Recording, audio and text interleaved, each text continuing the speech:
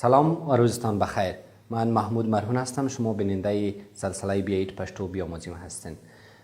زبانهای جهان در سیستم زبانی خود دارای یک سیستم یا یک ساختار الفبایی خاص هستند.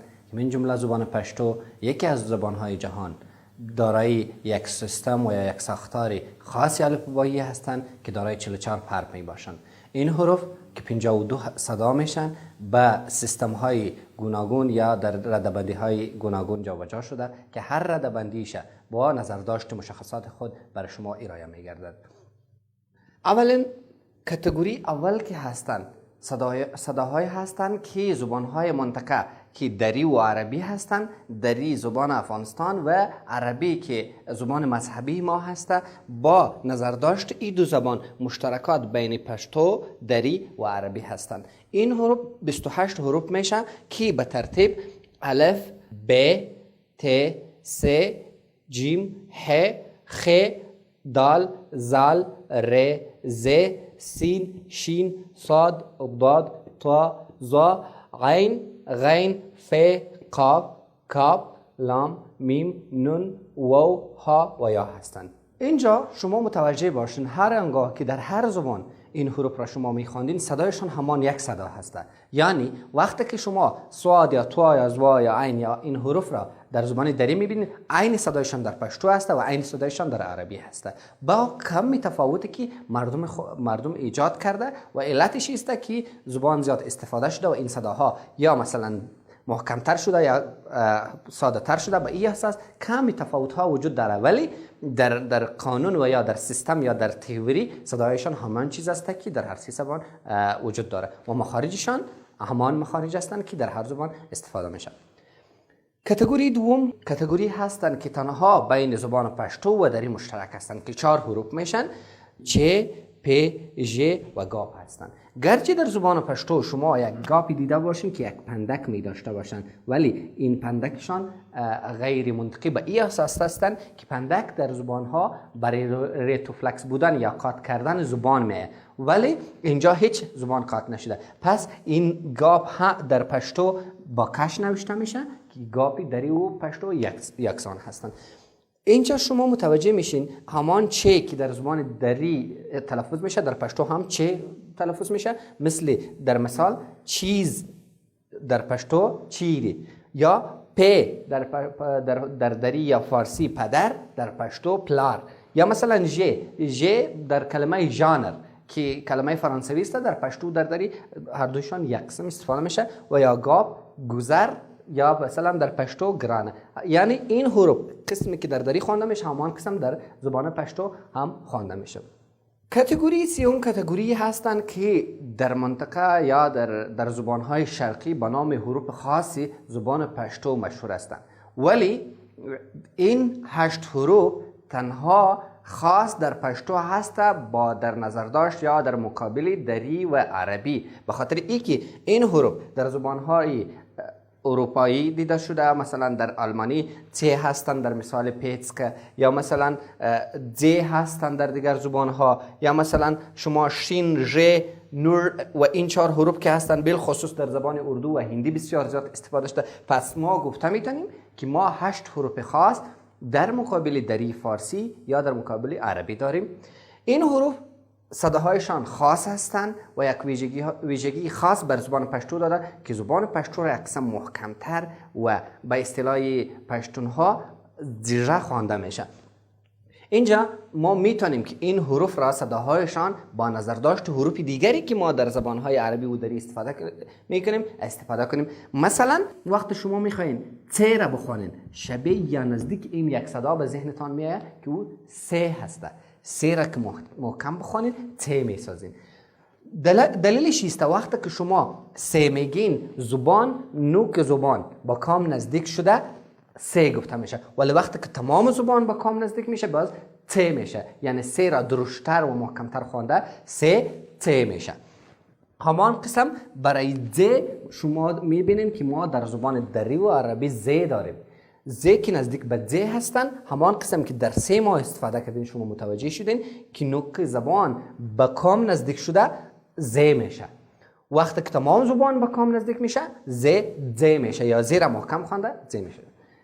مثال یا حرف دیگر حرف ژ هستند که در زبان پشتو معمولا 3 قسم تلفظ میشه، در 3 لهجه: ژ، ی و گ تلفظ میشه، در حالی که در متون سابقه و در زبانهای دیگر مثلا در زبان فرانسوی برای بونژور شما میبینین که اینجا ژ استفاده شده. پس ما با نظر داشته صداهای زبانهای دیگر میتونیم که اصلیت این حرف تضمین بکنیم و تعیین کنیم که این حرف ژ هستند که نزدیک و شبیه به ژ هستند.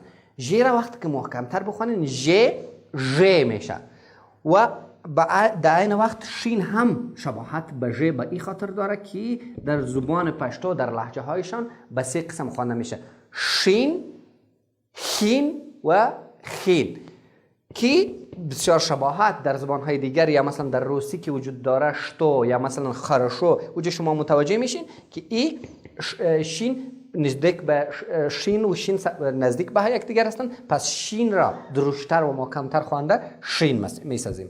4 حروف دیگر که مشخصات بسیار شبیه و نزدیک دارند است که این حروف یک ریتوپلکس یا کات خوردگی زبان دارن. این حروف وقتی که ادا میشن زبان کات میشه مثل یک کفچواری.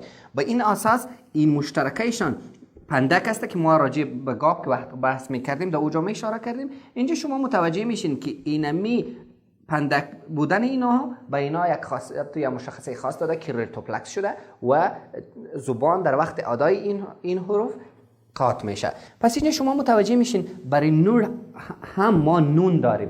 نون اما نون خوانده ولی زبان قبچه کردن نون نور میشه. یا شما ر میبینین ر از ر ما ر میسازیم که در انگلیسی شما متوجه میشین انگلیسی نزدیک به این است. میبینین که ر و یا زبان یعنی این کلمه یا این حرف شما میبینین در انگلیسی هم هسته یا در زبانهای دیگر هم هسته. همان ر را زبان قاط کرده ر میسازیم. تی هم از حروف هستن که در زبان هندی و در زبان اردو بسیار زیاد دیده شده که چیزش تی هسته. تی شما ببینین در این هم وقتی که شما تی یا تی میگین زبان قبچه قاط میکنین و از تی میسازین. و دال هم از حروف هستند که در زبان انگلیسی و اردو دیده شده که مثال انگلیسیش دی هسته. دی ویژه شما متوجه میشین که دال زبان سرشان قطع کرده دال میسازیم. کاتگوری 4 کاتگوری هست که بسیار مهم است. بسیار به خاطر این بسیار خجل و فشار سرشان آوردم که تمام حروف یا تمام صداهایی که در زبانها وجود داره حرکاتشان از این حروف میگیرن. این صداها نه تنها در زبان پشتو است بلکه در تمام زبانهای جهان وجود داره. در عربی، در اردو، در انگلیسی، در ترکی، در هر زبان حروف واول یا حروف صدادار که از خودشان صدا داره وجود داره که در زبان پشتو به این حروف خپلواک گفته شده. به خاطر این خپلواک گفته شده که خودشان میتونن که صدا بتن و هم میتونن که کانسوننت ها را حرکت بتن. این حروف در زبان پشتو با نظر داشت مشخصات خاص خود در کاتگوری گوناگون جابجا شده. کاتگوری اولشان کاتگوری آ هستند. آ این 3 صدا نسبی یک دیگر هستند. مثل اولا الف هستند که در کلمه بابا شما میبینین. دوم زبر هستند که نسبی الف میشه. در مثال شزه شما میبینین که اینجا در آخرش آمده و زبرکایی که در پشتو برشان میگن نسبی زبر هستند که در مثال نیکه شما میبینین که در اینجا آمده. زبرکای نسبی زبر هستند و زبر نسبی الف هستند. و همین قسم در زبان پشتو 2 واول هستند و چند واو دیگری که وجود دارن اونها در کانسوننت ها و یا در سمی واول ها میان. 2 واو که بسیار مهم هستند، یک واو کوتاه هستند و یک واو طویل یا دراز هستند. واو کوتاه در مثالی کدو او شما میبینید یک قسم کوتاه خوانده میشه و واو دراز شما میبینید در مثال بزو او. یعنی شما بسیار با آسانی متوجه میشین که فرق داره. بعد از این کاتگوری ما کاتگوری دیگر کاتگوری یاها داریم. این دو یای واول هستن، گرچه در زبان پشتو ما یاها 5 تا داریم ولی دویشان واول هستن و دیگرشان سیمی واول یا کانسوننت هستن. اینجا شما متوجه میشین وقتی که ما این دو صدا را میگیم دهن برای خودشون یک حالت خاصی اختیار میکنن، به این اساس این دو یاها فرق دارن و یکیش کوتاه گفته شده و دیگریش هم طویل گفته شده. مثلا ما میتونیم یک مشخصه خاصی که زبان پشتو داره ایسته، چیزی که خوانده میشه اونمون نوشته میشه. اینجا شما متوجه میشین وقتی که شما ای میگین مثالشان وڑی، ای وڑی. هر آن صدایی که شما شنیدین یا مثلا دیدین در یک متن پیش رویتان آمد که ای در خیرشان می آمد، نوشتهشان این قسم میشه: وڑی، سڑی، لرگی، منگی و امثال هم. و دیگر یایی که ما داریم که در زبان پشتو بسیار استفاده میشه و بالخصوص در لهجه مشرقی بسیار با استفاده میرن، او ای هسته. ای که دراز خوانده میشه، به خاطر ای دراز گفته میشه که دهن در وقت ادایشان یک قسم در حالت درازی اختیار میکنن که مثالشان ما میبینیم مسته، شیده. شما میبینین متوجه میشین که ای میشه. هر صدایی که شما شنیدین و او یک قسم دراز بود او د ای میآید.